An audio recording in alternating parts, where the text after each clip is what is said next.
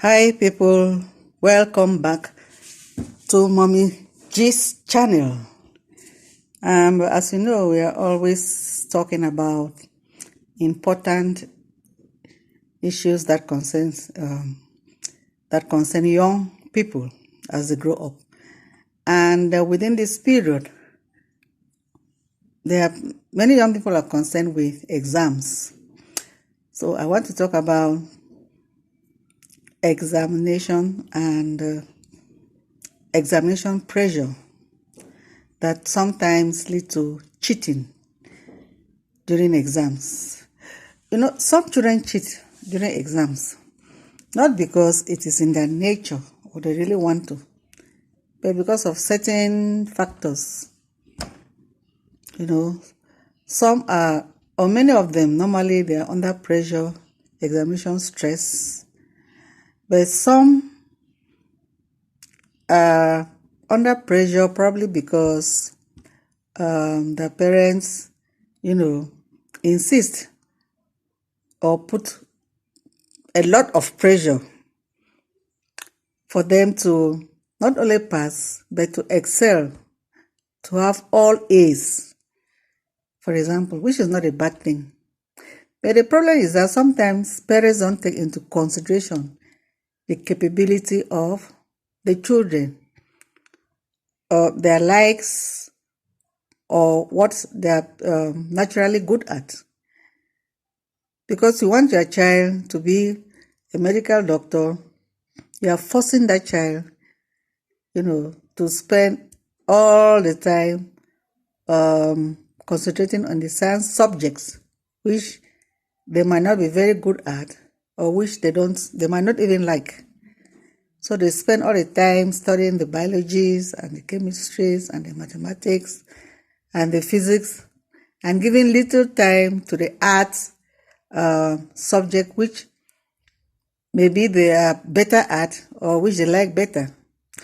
And at the end of the day, during exams, there's this pressure, on them, and probably they will not do well in the sciences because they are not very good at it, and they will not do well in the arts too because they didn't put enough time in it as they should have, because they were trying to please their parents by working harder at the science subjects. But in any case, I just want to encourage your children that you do your best. You try to overcome all these insecurities, uncertainties, and other kinds of things that might lead to pressure during exams. You don't need to cheat. You don't need to go against your principles, against your self-dignity, against your moral values, and be cheating during exams just because of these uncertainties. Some cheating itself is a lot of pressure, as or you must have heard from other children. You go through the stress of writing things on your laps or putting papers, in your clothes, in your pants, inside your breastwear, on your hair, and so on and so forth. How much can you even, put in these places that will enable you pass a whole paper? For example, you are writing mathematics. How many formulas or how much information will you carry on you that will help you in the exams if you are not really prepared or you are not really good at this subject?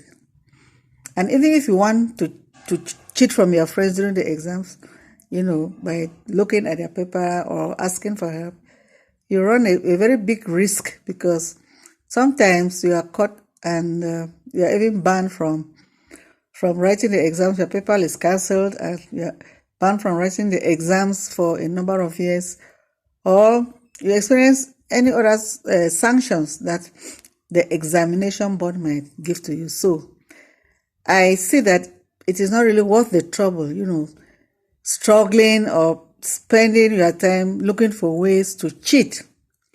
Instead, you should put all this energy into reading and revising And knowing that you might pass if you read very well and you answer the questions very well. If the questions, are within your reach, that will be very good for you. But if you do all your best and you still do not pass, it is not the end of the world. It is not the end of your education. It is not the end of your future. You can still, you have many other opportunities to rewrite the exam. And at a given time, opportune time, with seriousness and hard work, you eventually pass. Remember what Thomas Edison said. He said, I have not failed. I have just found 10,000 ways that didn't work. So you might write your exam maybe not 10,000 times, but a number of times. And at the end, you will still succeed. So it is not worth the trouble spending all this energy on trying to cheat during exams. And again, even if you fail, as I already said, that will not be the end of you.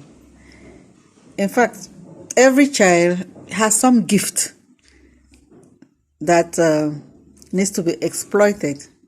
Yours might not be academic, or it might be academic, but this might not be the right time for it to blossom.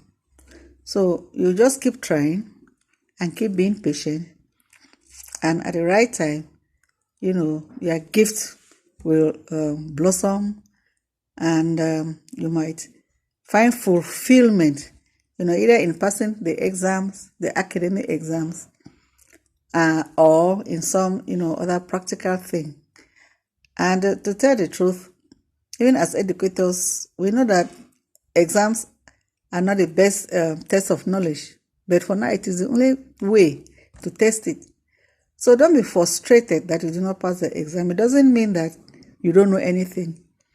For example, if you have 0 in mathematics, does it mean that your knowledge in mathematics is 0? No. At least you know your times table, you can add, you can subtract, you can divide, you can multiply, you can do worded problems and so on.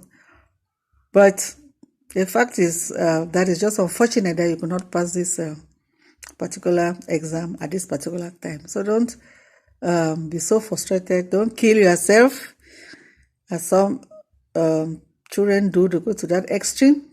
I'm not saying that you should be lazy and just say, Mommy G says, after if I don't pass now, I can pass the next time, and then you don't study hard. But if you really study hard, you put in all your effort, and you are convinced that you did the best, and then you fail, then you have to forgive yourself, so to say, go soft on yourself. And the parents too should understand, your children. If a child fails an exam, and you know that this child really tried, really studied, you encourage the child to work harder next time, not to give up, or to think of something drastic, negative to do to themselves because they fail the exams. But for the lazy ones, of course, your consciences will judge you, There's time for everything. This is a time for you to study. You don't have to be lazy.